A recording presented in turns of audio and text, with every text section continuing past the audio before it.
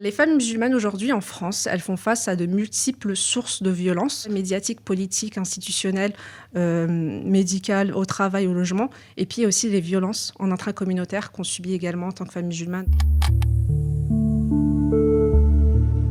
C'est des violences qui découlent de systèmes d'oppression. C'est-à-dire que le patriarcat, il existe dans toutes les couches de la société, dans toutes les communautés, dans toutes les cultures, sans oublier le fait que le racisme et l'islamophobie fragilisent beaucoup en fait, nos communautés. C'est-à-dire que ces violences-là visent également à briser les liens de solidarité.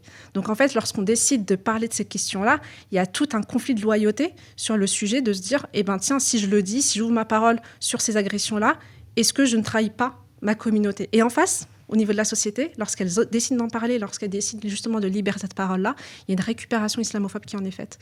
Il y a une récupération raciste. On utilise le vécu, les réalités des femmes musulmanes sur les violences intracommunautaires pour asseoir un discours raciste et islamophobe.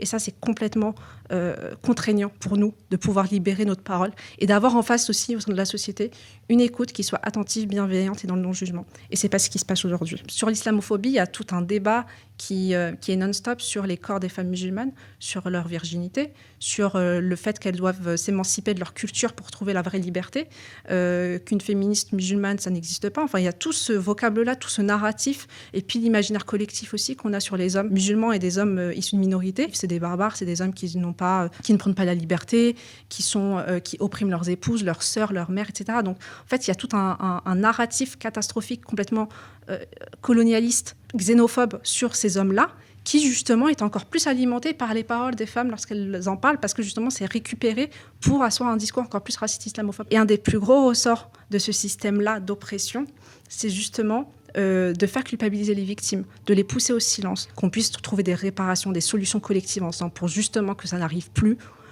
Et en même temps, au sein de la société, d'alerter sur cette récupération islamophobe et de dire ça ne marchera plus comme ça maintenant désormais.